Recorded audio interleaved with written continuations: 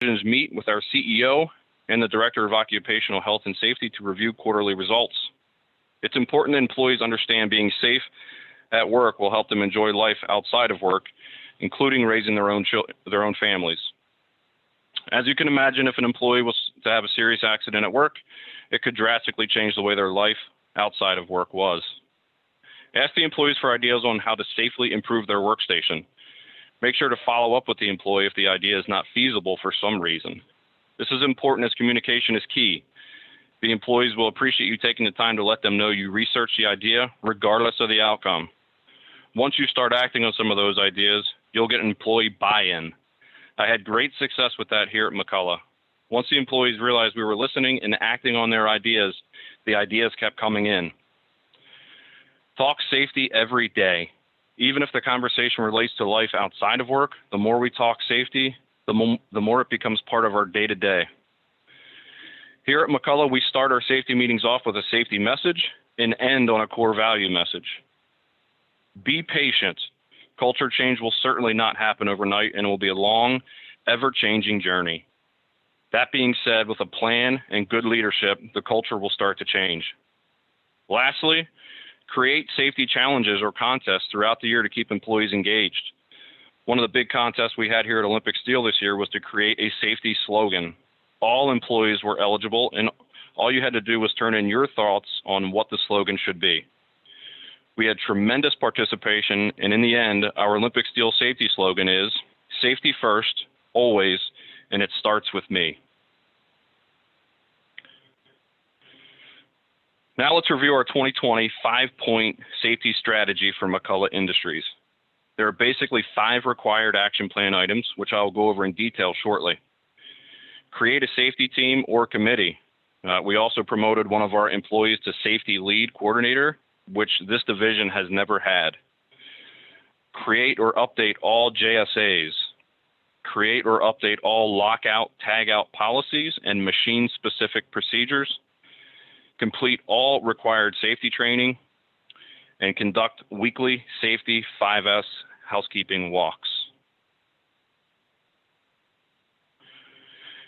Let's talk about goal number 1 in the safety committee or safety team. The idea behind establishing a safety committee was to get volunteers together regularly to discuss safety. Our goal was to have a representative from each department, including the office staff.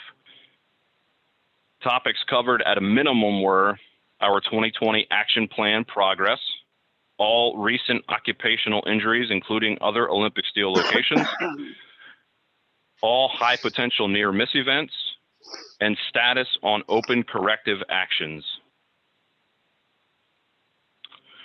Goal 2, we are in the process of updating and creating new JSAs for each task performed at the division. A PPE assessment will also be performed for each task. We are working with the production leads and the employees doing the task to assure accuracy of our JSAs. Once complete, these documents can also be used for training new employees and to assure the tasks are being completed safely. Goal number 3, Lotto policies and procedures. Again, we're kind of in the process of updating, we are requiring a review and build of all lockout, tagout policies and procedures as Section 1910-147 requires periodic inspection of the energy control procedure and that the procedures are being followed. Per guidelines, each machine-specific energy control procedure must be reviewed annually by a Lotto authorized employee. Process for de-energizing equipment shall be reviewed and corrected if deficiencies are found. Our review will be documented and sticker applied with the date of the review and initials of the employee or the person that performed the review. Our updated Lotto program will be developed and trained on by the end of January 2021, as we have hired a third party to help revamp the program. Goal number 4, safety training. Our division is required to complete all safety training in 2020 for the following. Monthly safety training topics per our corporate safety team. Powered industrial truck or forklift training. We have 7 employees that have been trained to actually train other employees on forklift safety. Once complete, a refresher training will be required every 3 years or post-accident or incident. Crane operator training. This will be done for all employees required to use an overhead crane with a refresher annually. Goal number 5, our last goal is to complete weekly safety 5S and housekeeping walks. At this point, we're leaving this up to our production leads per department, and I also conduct my own walks daily. Each new item found will be entered into a corrective action safety tracker. The item will be assigned to an employee to fix, along with a due date and completion date through closure of the project. One additional goal I put on our strategy for 2020 was near miss reporting. One additional goal, a near miss is an unintentional incident that could have caused property damage, injury, or death, but was narrowly avoided. A near miss may be attributed to human error or might be a result of faulty systems or processes at the division. A high potential near miss is any event that could have resulted in a severe occupational injury or death. Why is it important to report near misses? Not only can it help your store division eliminate hazards, but you could go help other divisions eliminate potential injuries by sharing your event to the entire organization. Share your best practices. Olympic Steel just completed a Q4 contest where each division had to report 2 near misses and 2 polka yokes each month. The division that reported out the quickest won a prize. Again, we had tremendous participation, and it's a great way to keep all employees engaged. I'll finish up today discussing our year-to-date progress, which I'm extremely pleased about. Our division now has a safety committee, which also served as our COVID-19 task force when the pandemic first broke out, and we continue to meet monthly. We now participate on Olympic Steel's standing corporate safety call held every Thursday. Here, the divisions report out on accidents, incidents, and near misses. The more we share as a division, the better other divisions can become.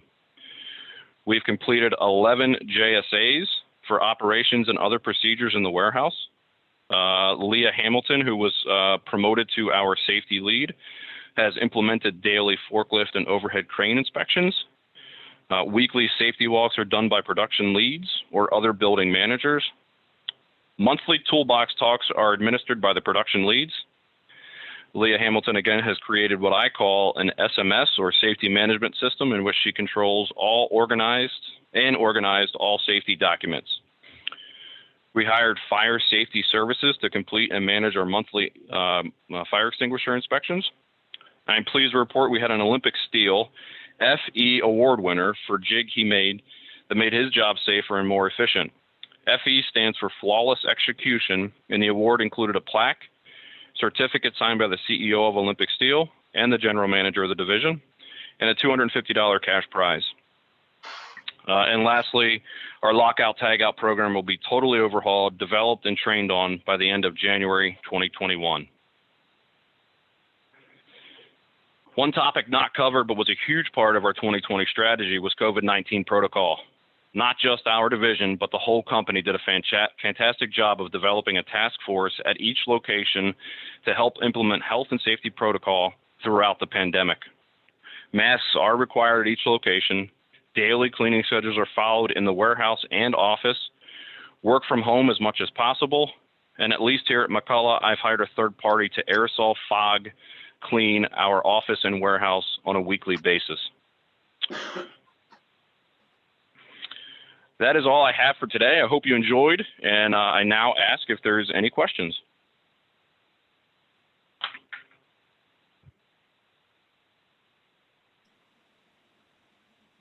If anyone has any questions for Joe, feel free to put those in the chat box now.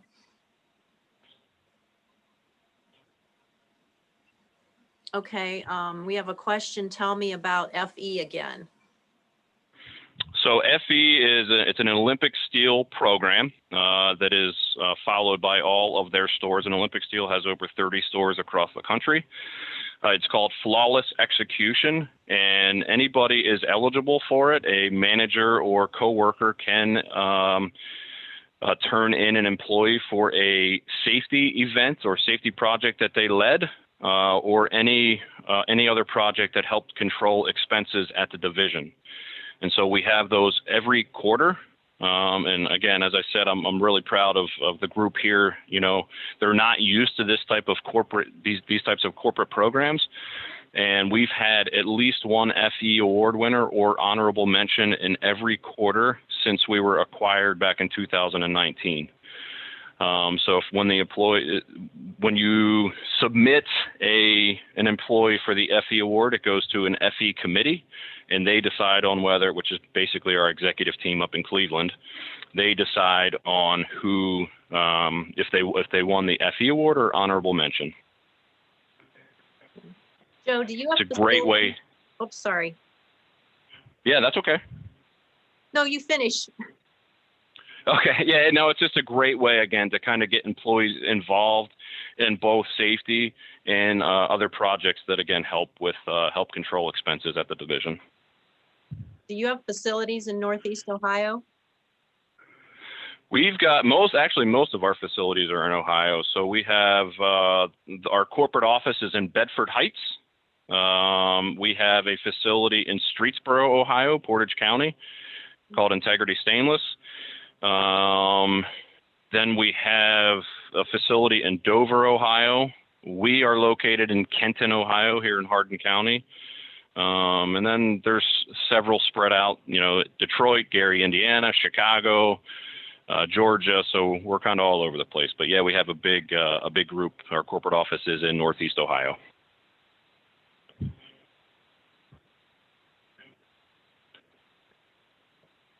How are you doing toolbox talks, other training, and COVID restrictions?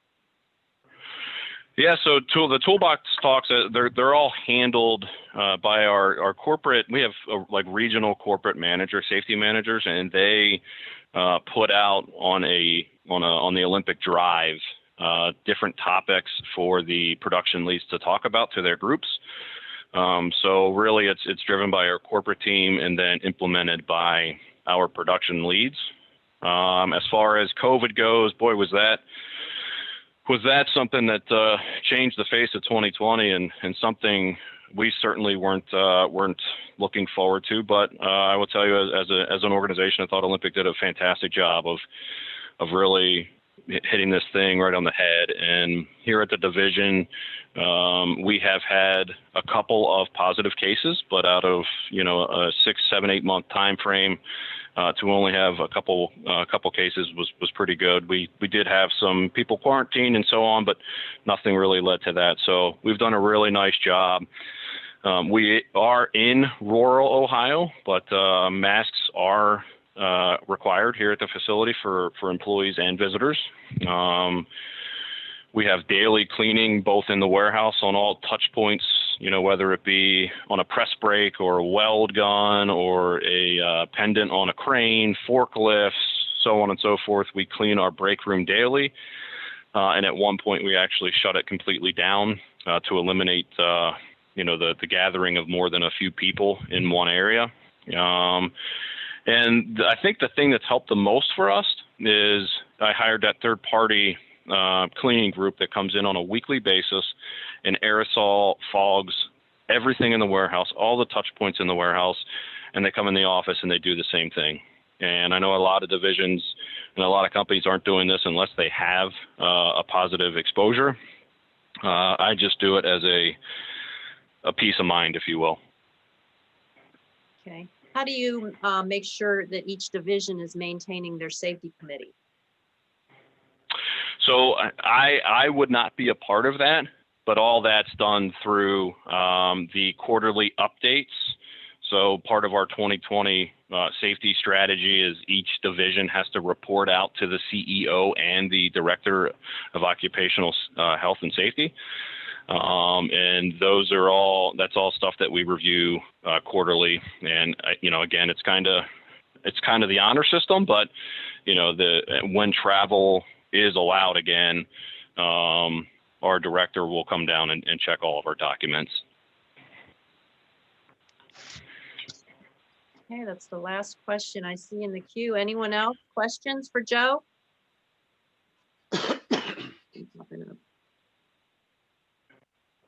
You must have top-down buy-in. How does that work? I'm sorry, can you repeat that? You must have top-down buy-in. How does that work?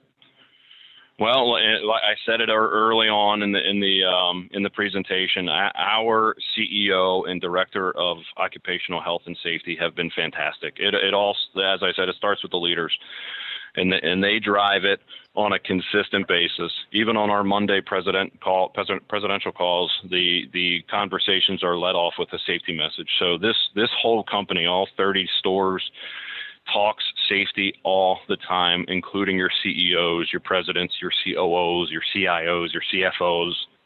Everybody here at Olympic Steel talks safety. When your employees see that, they buy in. Awesome. Okay. Advice for getting employee involvement. Well, so for me, I'm the general manager here at McCall Industries, so I run I'm responsible for the P&L and everything else that goes on at the division. And I really think, again, leading by example, it's my response. If I want to change the culture here, and you can imagine changing a family-run small company to a corporate entity with all of the corporate programs and safety programs that we had to implement, it all starts with me. I can't just go out there and say, change this and expect it to happen. I got to be a part of that change. And so I'm out on the floor every day, as I said, doing safety walks where we've implemented all the things that have been implemented at McCall Industries over the past 2 years by Leah. I have been right there with her.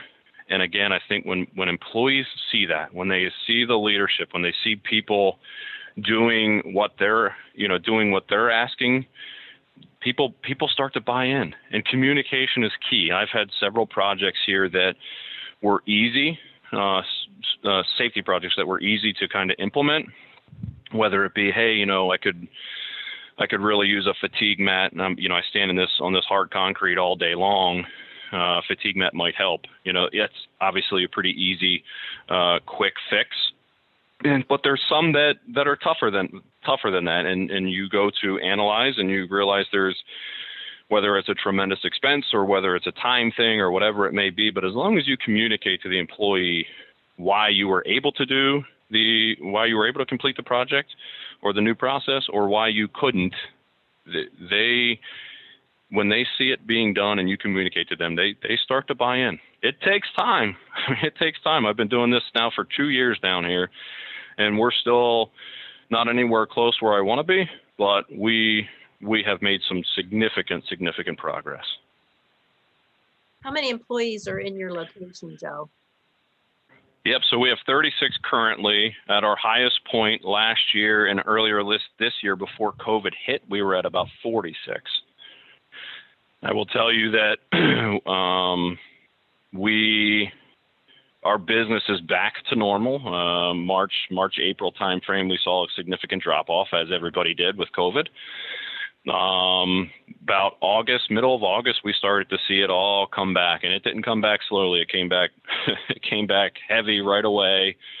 So we brought back some employees, didn't bring back some employees, and we're actually doing more with less, and the employees that we kept here are reliable. They've been here for a long time, and they're safe, and they talk safety. So, 36 employees currently, but 46 at our highest peak.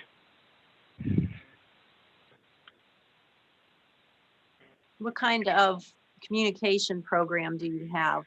Hosting or televisions? Yeah, great question. So I'll answer quickly and then I'll go into detail. So we post everything. We do have meetings, but we mainly post everything. And I'll tell you one of the best things Olympic Steel did at the end of 2019, going into 2020, was they hired a vice president of marketing and communications. And that department handles all of our communications throughout the company, and documents and protocols and all kinds of stuff are sent through a communications email. And then we have a divisional communications contact who will print the documents, hang them, and communicate to the employees. Okay, do we have any other questions out there? Who provided training on the ISA process to the employees who complete? Is EHS involved in completing them? For the, what was the beginning part of that question again? Who?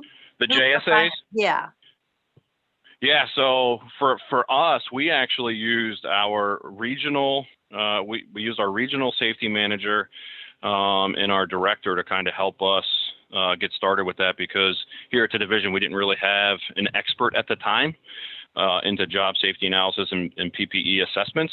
So they came down and were on site and helped us they kicked us off and let us roll from there. It's nice to have some corporate backing.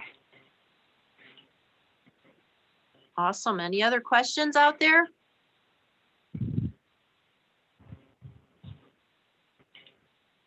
Joe, will you hang on for a minute after the meeting in case anyone wants to stay on and discuss further? Absolutely, no problem at all. Okay, all right. Thank you, Joe. We appreciate your time and the great presentation. And if you can just stop sharing your screen now. Yep, I did. You should be good there. Let me know if you're not.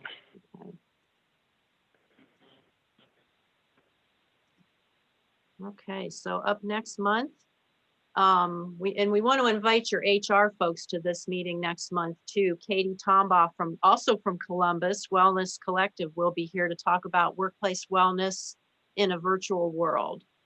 So stay tuned for that next month. Thanks everyone for being here. On behalf of myself and the board, we want to wish everyone happy holidays. Stay safe and stay healthy. Thanks everyone.